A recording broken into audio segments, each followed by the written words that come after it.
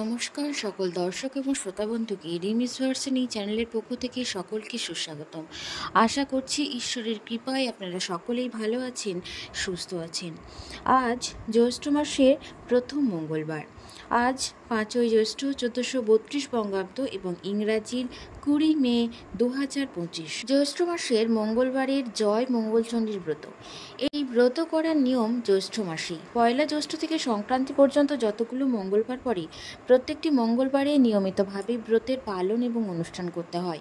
এই ব্রত কুমারী এবং সধবা এই দুই শ্রেণীর মহিলারাই এই ব্রত করতে পারে। এই ব্রতের জন্য যে সকল ব্রতের দ্রব্য এবং বিধান রয়েছে সে সম্পর্কিত ভিডিও আমি একটি দিয়েছি, আপনারা চাইলে সেখান থেকে সে সমস্ত কিছু জেনে নিতে পারেন। আজকের এই পর্বটিতে জয় মঙ্গলচণ্ডীর ব্রতকথা সম্পর্কে ব্যক্ত করব। আজকে অবশ্যই একটিবার হলেও এই জয় মঙ্গলচণ্ডীর ব্রতকথা শ্রবণ করিবেন। ব্রতকথা শ্রবণ করার সময় 3 গাছা দুর্বা এবং একটি করে ফুল হাতে নিয়ে ব্রতকথা শুনতে হয় এবং ব্রতকথা শেষ হলে জল খাওয়ার নিয়ম রয়েছে। এখন ব্যক্ত করছি জয় মঙ্গলচণ্ডীর ব্রতকথা সম্পর্কে। শিবের বাড়ি কৈলাস পর্বতে।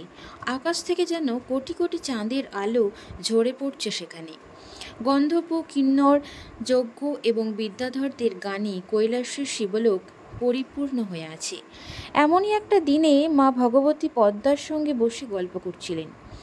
এমন সময়ে হঠাৎ তার মনে এলো যে মর্তে তার পুজোর প্রচলন হওয়া দরকার, তার ব্যবস্থা করতে হবে। এই কথা শুনে পদ্মার খুব ভাবনা হলো। সে ভাবতে লাগলো কেমন করে মর্তে মায়ের পূজার ব্যবস্থা হতে পারে। পদ্মার এই ভাব দেখে মা বললেন যে এর জন্য কাউকে ভাবতে হবে না, তিনি নিজেই তার পূজার ব্যবস্থা করবেন। আর করলেনও তাই। মায়া করি ধরে মাতা জরাতির বেশ, হাতে লাঠি কাঁধে ঝুলি উড়ি পরে কেশ। এমনই এক বুড়ির বেশ ধরে মা চললেন মর্তে। এই বেশে মা উজানি নগরে এক বেনে সওদাগরের বাড়িতে গিয়ে উপস্থিত হলেন। এই বেনে সওদাগরের 7টি মেয়ে, ছেলে একটিও নেই। মা এক বুড়ি ব্রাহ্মণীর বেশে লাঠি ঠুকতে ঠুকতে ঢুকলেন গিয়ে বেনের বাড়িতে। তখন একেবারে ভর দুপুরবেলা, বাইরে প্রচণ্ড রোদ, তাই ঘরের বাইরে কেউ বেরোচ্ছে না। এমনই সময়ে এসে চাইলেন ভিক্ষে। বেনে বউ তখনই চাল আর টাকা থালায় নিয়ে ভিক্ষা দিতে এলেন।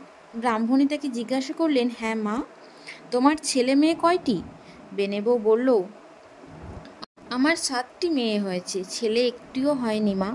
বেনে বউয়ের উত্তর শুনে মা আর তার হাত থেকে ভিক্ষা নিলেন না। তিনি বললেন, ছেলে আটকুড়োর মুখ দেখতে নেই।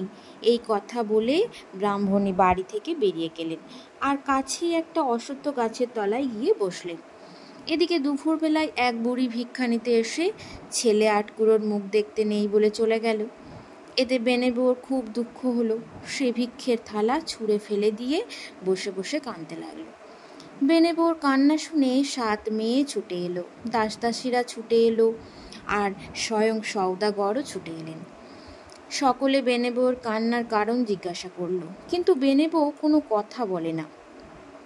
শেষে সওদাগর অনেক অনুনয় বিনয় করার পর সে বলল সেই ব্রাহ্মণী ভিখারিনীর কথা। বেনে বউ আরও বলল যে ভিখারিনী বলে গেছে যে মেয়ে আটকুড়োর মুখ দেখতে আছে, তবুও ছেলে আটকুড়োর মুখ দেখতে নেই। সেই জন্য বেনে বউ জেদ ধরেছে যে ছেলে না হলে সে আর জীবন রাখবে না। বেনে সওদাগর তখন লোকজন নিয়ে বেরোলো বুড়ির খোঁজে। কিছু দূর গিয়েই সওদাগর একটা অশ্বত্থ গাছতলায় বুড়িকে বসে থাকতে দেখল। সওদাগর অমনি গিয়ে বুড়ির পা দুখানা ধরে চেপে বসলো আর বলল, মা, আমার বউ ছেলে আটকুড়ো বলে তার হাতে ভিক্ষা নাওনি, এতে তার খুবই দুঃখ হয়েছে। এখন তুমি মা দয়া করে একটা ওষুধ দাও যাতে সে ছেলের মুখ দেখতে পারে। বুড়ি সব কথা শুনে চুপ করে রইল। শেষে অনেক সাধ্য সাধনার পর বলল, তুই যখন নেহাতি ছাড়বি না তখন তোকে একটা ফুল দিচ্ছি, এটা নিয়ে যা। ফুলটা খুব সাবধানে রাখবি। বেনে বউ যখন অশুচি হবার 4 দিন পরে স্নান করে উঠবে তখন তাকে এই ফুল ধোয়া জল খেতে বলিস, তাহলে তার চাঁদের মতো ছেলে হবে।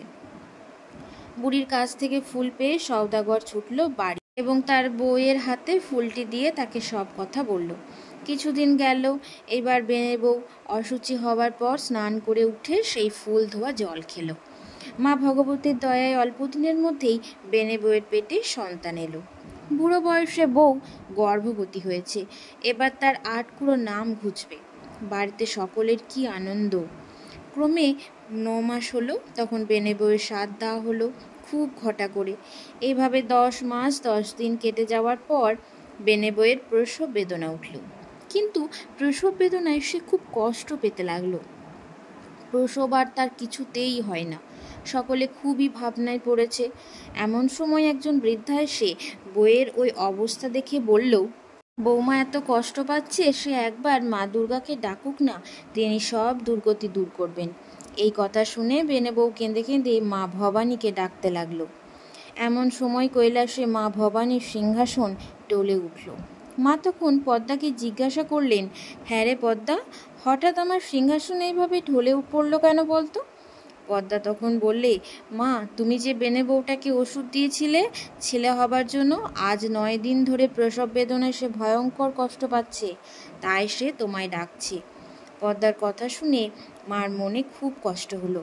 তিনি আবার বুড়ির বেশ ধরে বেনের বাড়িতে গিয়ে হাজির হলেন।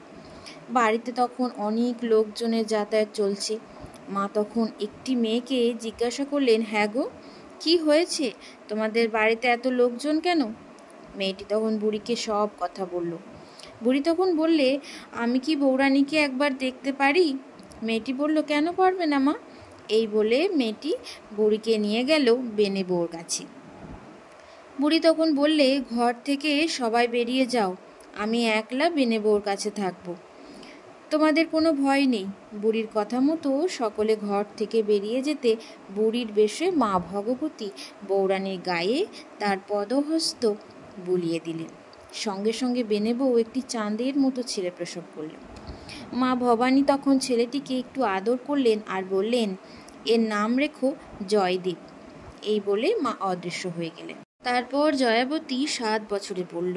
সে এখন তার সমজুটি পাড়ার মেয়েদের নিয়ে পুতুল খেলে আর ঠাকুর পুজো করে। সে ছেলে খেলার মতো বালির নৈবেদ্য, কাঁঠাল পাতা, বেল পাতা, বনের ফুল, নানা রকম লতা পাতা দিয়ে আপন মন থেকেই মা মঙ্গলচণ্ডীর পূজা করতে থাকে। একদিন সে এইভাবে পূজা করছে, এমন সময় জয়দেবের পায়রা এসে বসলো জয়াবতীর কোলে। জয়দেবও পায়রার পিছনে ছুটে এলো। সে এসে দেখলো পায়রা জয়াবতীর কোলে বসে আছে। জয়দেব বলল, আমার পায়রা দাও। জয়াবতী বলল, বারে, পায়রা আমার কোলে এসে বসেছে, আমি তোমায় পায়রা দেব কেন? না, আমি দেব না। জয়দেব ছাড়বারও পাত্র নয়। সে তার পায়রা নিয়ে তবে ছুটল। যাবার সময় সে জয়াবতী আর তার সখীদের জিজ্ঞাসা করল, এ তোমরা কি করছো? জয়াবতী বলল, আমরা মা মঙ্গলচণ্ডীর পূজা করছি। জয়দেব আবার বলল, এতে কি ফল হয়? জয়াবতী বলল, হারালে পাই, মলে জিওই, খাঁড়াই কাটে না, আগুনে জলে ফেলে দিলে মরণ ঘটে না, সতীন মেরে ঘর পায়, রাজা মেরে রাজ্য পায়। এই কথাগুলো শোনার পর জয়দেব বাড়িতে ফিরে এসে গোসা ঘরে গিয়ে শুল। কারোর সঙ্গে কোনো কথাই বলে না ছেলে। বাড়ি শুদ্ধ সকলে একেবারে অস্থির। সকলে কত কি জিজ্ঞাসা করলো, কিসের জন্য তার রাগ হয়েছে, কিন্তু সে কোনো উত্তরই দিল না। শেষে জয়দেবের মা এসে অনেক অনুনয় বিনয় করতে জয়দেব বলল যে সওদাগরের মেয়ে জয়াবতীর সঙ্গে তার বিয়ে দিলে তবে সে নাওয়া খাওয়া করবে। জয়দেবের মা তার এই কথা শুনে বলল, এর জন্যই তোর রাগ, এই তোর কথা, এই জন্য তোর ভাবনা। আমি কর্তাকে বলে শীঘ্রই জয়াবতীর সঙ্গে তোর বিয়ের ব্যবস্থা করে দিচ্ছি। ওরা তো আমাদের ঘরে কিছুই আটকাবে না। কিছুদিন পরেই বেনে জয়াবতীর বাবা ধনপতি সওদাগরের কাছে বিয়ের প্রস্তাব পাঠালো। ধনপতিও বেনে সওদাগরের লোকের মুখে সব শোনে, বিয়ে দিতে রাজি হয়ে গেল। আর বিয়ে স্থির হলো জ্যৈষ্ঠ মাসের মঙ্গলবারে। জ্যৈষ্ঠ মাসের জয় মঙ্গলবারের ব্রতের দিন খুব ধুমধাম করে জয়াবতীর সঙ্গে জয়দেবের বিয়ে হয়ে গেল। বিয়ের দিন রাত্রিতে বাসর ঘরে জয়াবতী আঁচলে বাঁধা গদ বের করে খেয়ে নিল। তাই দেখে জয়দেব বলল, ও কি, তুমি কোনো তুক করলে নাকি? জয়াবতী বলল, টুকটাক কিছুই করিনি, আজকে জয় মঙ্গলবারের ব্রত করেছি, তাই তার গদ খেলুম।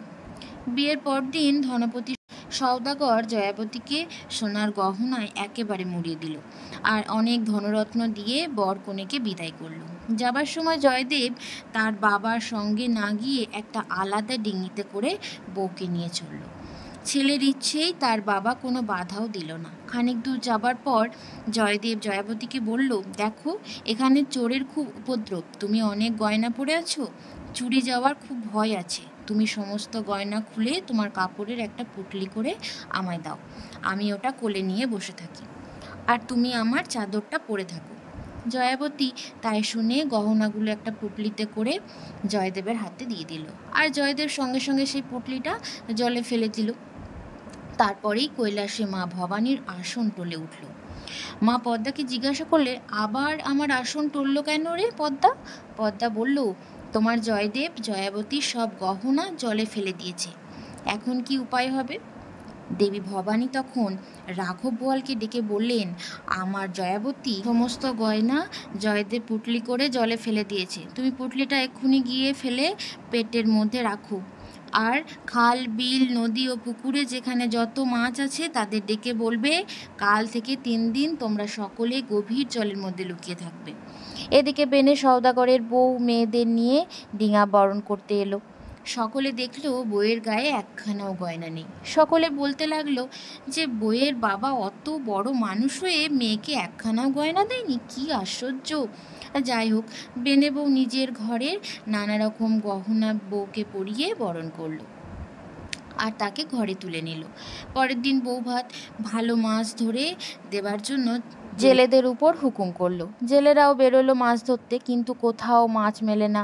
শেষে নদীতে জাল ফেলতে জালে ধরা পড়ল সেই রাঘব বোয়াল মাছ, যে জয়াবতীর গহনার পুটলি গিলেছিল। জেলেরা মাছ নিয়ে সওদাগরের বাড়িতে এলো। প্রকাণ্ড মাছ, বাড়িতে সবাই খুব খুশি। মাছ করবার আয়োজন হলো, কিন্তু বাটি কাটারি এমনকি কুড়ুল দিয়েও সেই মাছকে কেউ কাটতে পারল না। এই সময় ব্যাপার দেখে জয়াবতী তার শাশুড়িকে বলল, মা আমি মাছটা কুটবো। শাশুড়ি বলল, এত মানুষ পারলো না, আর তুমি কেমন করে পারবে? কি বলছো বৌমা? জয়াবতী কিন্তু সহজে ছাড়লও না। শাশুড়িকে অনেক বুঝিয়ে সুজিয়ে নিজেই মাছ করতে বসে পড়ল।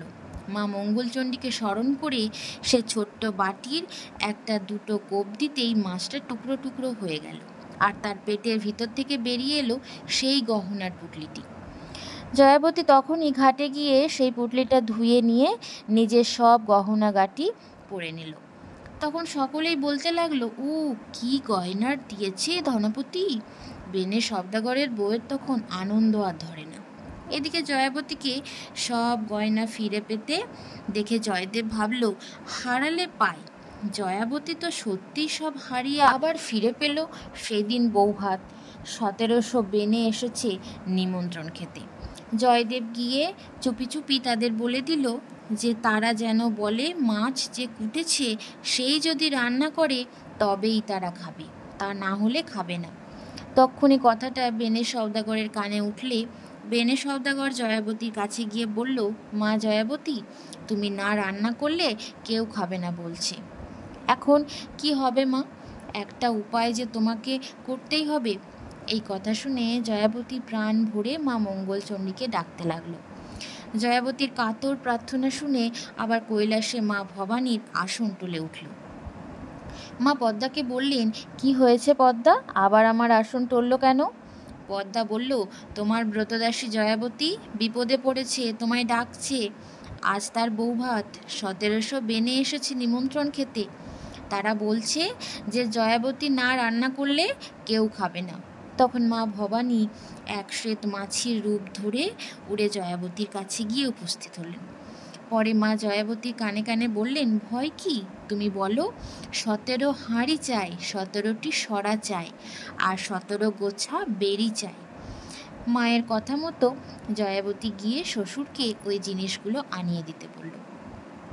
তখন জয়াবতীর শ্বশুর তক্ষুনি সেই জিনিসগুলো আনিয়ে দিল, এবং জিনিসগুলো রান্নাঘরে রেখে দেবার পরে জয়াবতী একখানি চেলি পরে রান্নাঘরে গিয়ে ঢুকে দরজা বন্ধ করে মা চণ্ডীকে স্মরণ করল। মা তক্ষুনি এসে উপস্থিত হলেন। 17টা উনুন একসঙ্গে জ্বলে উঠল। দেখতে দেখতে হাঁড়িগুলোতে রান্না চেপে গেল, আর রান্নাও হয়ে গেল অল্প সময়ের মধ্যে। মা তখন জয়াবতীর কাপড়ে আর পিঁড়িতে একটু হলুদ মাখিয়ে দিয়ে বলল, এইবার বাইরে গিয়ে বলো সব রান্না হয়ে গেছে। রান্না সেরে জয়াবতীকে রান্নাঘর থেকে বেরিয়ে আসতে দেখে সব রান্না হয়ে গেছে। বেনে সওদাগরের বউ তখন একেবারে আশ্চর্য হয়ে গেল। এখন তার আনন্দের আর অন্ত নেই। এত শীঘ্রই সব রান্না হয়ে যেতে দেখে সকলেই জয়াবতীর খুব সুখ্যাতি করতে লাগলো। জয়দেব তখন আবার গিয়ে বেনেদের বলে এলো যে তারা যেন বলে যিনি রান্না করেছেন তিনি পরিবেশন না করলে কেউ খাবে না। এই কথা বেনে সওদাগরকে জানানো হওয়ার পর জয়াবতীর শাশুড়ি গিয়ে জয়াবতীকে বেনেরা সে কথা বলেছে আর সেই কথাগুলো বলল, এবং জয়াবতী আবার মাকে স্মরণ করতে লাগলো। মা মঙ্গলচণ্ডীর সঙ্গে সঙ্গে এসে দেখা দিলেন এবং জয়াবতীকে বললেন, তুমি তোমার শাশুড়িকে বলো 1700 বেনে একসঙ্গে খেতে বসলে তুমি তাদের পরিবেশন করতে পারবে। তারপর তারা খেতে বসলে তুমি একখানা পাতে সব জিনিস দিয়ে দেবে, তাহলে দেখবে সব পাতে পাতে জিনিসগুলো পড়ছে। তারপর জয়াবতীর কথা অনুসারে বেনেরা সব একসঙ্গে খেতে বসলো, আর জয়াবতী একখানা পাতে সব জিনিস দিতেই জিনিসগুলো সব পাতেই পড়লো সঙ্গে সঙ্গে। বেনেরা সবাই খুব তৃপ্তি করে খেয়ে জয়াবতীকে প্রাণ খুলে আশীর্বাদ করে চলে গেল। জয়াবতীর বিয়ের পর 5 থেকে 6 বছর কেটে যেতে জয়াবতী গর্ভবতী হলো। বেনে বউ খুব ঘটা করে সাধ দিল, গরিব দুঃখীকে অনেক দান করা হলো। শেষে 10 মাস 10 দিনের পর ঘর আলো করে ছেলে এলো জয়াবতী। ছুটের দিন ছেলেকে তেল হলুদ মাখিয়ে পিঁড়িতে শুয়ে দিল জয়াবতী। পুকুরে স্নান করতে গেলে এই ফাঁকে জয়দেব চুপি চুপি এসে ছেলেটাকে টুকরো টুকরো করে কেটে একটা হাঁড়িতে ভরে তার মুখে সরা চাপা দিয়ে জলে ভাসিয়ে দিল। এইবার মা আবার পদ্মার মুখে শুনলেন যে জয়দেব এবার জয়াবতীর ছেলেকে টুকরো টুকরো করে কেটে একটা হাঁড়িতে ভরে জলে ভাসিয়ে দিয়েছে। মা তক্ষুনি শঙ্খচিল হয়ে উড়ে এসে হাঁড়িটি তুলে নিয়ে গেলেন। তারপর কাটা টুকরোগুলো একটা পদ্ম পাতায় রেখে অমৃত কুণ্ডের জল তার উপর ছড়িয়ে দিলেন। ছেলেটি অমনি বেঁচে উঠল। তারপর জয়াবতী স্নান সেরে উঠবার সঙ্গে সঙ্গে ছেলেটিকে তার কোলে দিয়ে দিলেন, আর তাকে বলে দিলেন যে জয়দেব তার ছেলেটিকে কুচো কুচো করে কেটে জলে ভাসিয়ে দিয়েছিল, সে যেন জয়দেবের কাছ থেকে ছেলেটিকে খুব সাবধানে রাখে। জয়াবতী ছেলে কোলে নিয়ে হাসতে হাসতে বাড়ি ফিরে এলো। জয়দেব এতক্ষণ লুকিয়েছিল। এইবার ব্যাপার কি জানবার জন্য বাড়ির ভিতরে ঢুকেই ছেলেটিকে জয়াবতীর কোলে দেখে একেবারে আশ্চর্য হয়ে গেল। তারপর ছেলে ষষ্ঠী পূজার জন্য জয়দেব আবার ছেলেটাকে একলা পেয়ে তার ঘাড় ভেঙে পুকুর ঘাটে কাঠের নিচে পুঁতে রেখে দিয়ে এলো। এবারেও মা মঙ্গলচণ্ডী পদ্মার মুখে এই কথা জানতে পারলেন। মা তখন জলদেবীকে ডেকে বললেন, আমার ব্রতদাসী জয়াবতীর ছেলেকে জয়দেব তুলে নিয়ে গেল আর তার ঘাড় ভেঙে পুকুর ঘাটের নিচে পুঁতে রেখেছে। জয়াবতী স্নান করে উঠলে ছেলে তার কোলে দিয়ে দিও। জয়াবতী স্নান করে উঠবার পর জলদেবী মার কথা মতো ছেলেকে জয়াবতীর কোলে দিয়ে দিল আর বলে দিল, মা জয়াবতী তোমার ছেলেকে মেরে ওই কাঠের নিচে পুঁতে রেখেছিল, জয়দেবের কাছ থেকে ছেলেকে সাবধানে রেখো মা। জয়াবতী ছেলে কোলে নিয়ে খুব আনন্দে ষষ্ঠী পূজা করলো। এবারেও জয়দেব লুকিয়েছিল। পরে বাড়ি ঢুকেই দেখলো জয়াবতী ছেলে কোলে নিয়ে বসে আছে। এইভাবে 6 মাস কেটে গেল। এবার ছেলের ভাতের সময় এলো। ছেলের ভাত উপলক্ষে 1700 বেনে এলো নিমন্ত্রণ খেতে। নিমন্ত্রণ পেয়ে অনেক দূর দূর থেকে লোক খেতে এলো বেনে সওদাগরের বাড়িতে। বাড়িতে তখন চললো খুব আনন্দ উৎসব। তারপর এসে গেল সেই ভাতের দিন। জয়াবতী ভাতের দিন ছেলেকে নাইয়ে ধুয়ে নানা রকম গয়না পরিয়ে রেখে গেল স্নান করতে। এদিকে জয়দেব সুযোগ খুঁজছিল। এই ফাঁকে সেই ছেলেটাকে তুলে নিয়ে গিয়ে কুমোরদের পুয়ানের ভিতর রেখে দিয়ে এলো। সেদিনও আবার ছিল পুয়ানে আগুন দেবার কথা। সেই মতো কুমোরেরা পুয়ানে আগুন দিল, কিন্তু আগুন ধরল না। তারা কত রকম চেষ্টা করলো, কিন্তু আগুন কিছুতেই ধরাতে পারল না। এদিকে কৈলাসে আবার মায়ের আসন টলে পড়ল।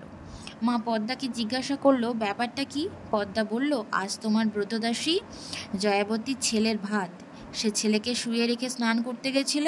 সেই সুযোগে জয়দেব আবার ছেলেটাকে তুলে নিয়ে কুমোরদের পুয়ানের ভিতর রেখে এসেছে।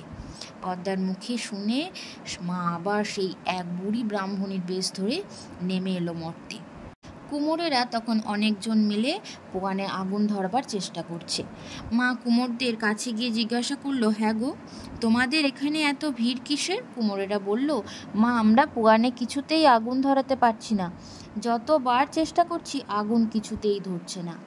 আমরা বুঝতে পারছি না ব্যাপার কি। মা তখন তাদের সরে যেতে বলল এবং পুয়ানের ভিতর থেকে ছেলেটিকে বার করে নিলেন।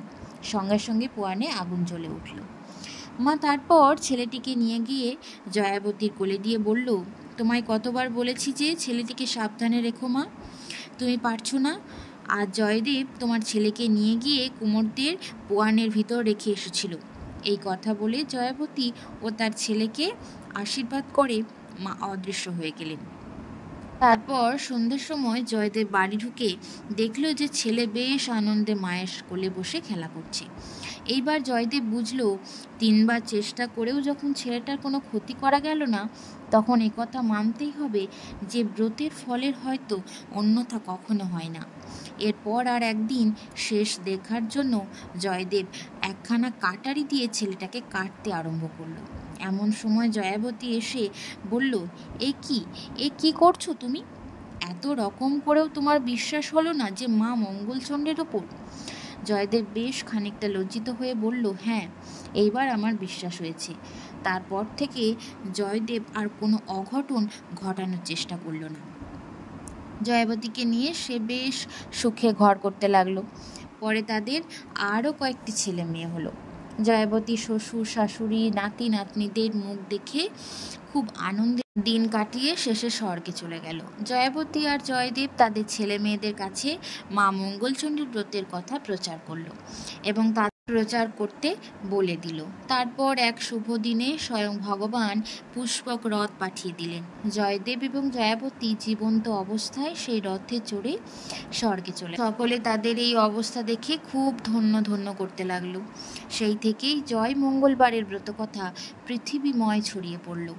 বন্ধুরা, অবশ্যই আজকের দিনে একটিবার হলেও এই ব্রতকথা শ্রবণ করবেন। এই ব্রত করলে কি ফল পাওয়া যায়? যে স্ত্রীলোক জয় মঙ্গলবারের ব্রত পালন করে সে কখনো জলে ডোবে না, আগুনে পড়ে না, কোনো অস্ত্রের আঘাতে তার মরণ হয় না, আর তার হারানো জিনিস খুব শীঘ্রই ফিরে পায়। তাই বন্ধুরা, অবশ্যই জ্যৈষ্ঠ মাসের প্রতি মঙ্গলবারে একটিবার হলেও পুজোর শেষে এই ব্রতকথা শ্রবণ করবেন। পাঠ করে সম্ভব না হলে শ্রবণ করলেই শ্রবণেও পূর্ণ ফল প্রাপ্তি পাওয়া যায়। তাই শ্রবণ অবশ্যই একটিবার করবেন। বন্ধুরা, পর্বটি আজ এই পর্যন্ত ছিল। সকলে ভালো থাকুন, সুস্থ থাকুন। আবারও দেখা হচ্ছে আপনাদের সাথে নতুন কোনো পর্ব নিয়ে। ধন্যবাদ সকলকে। জয় মা মঙ্গলচণ্ডী মায়ের জয়।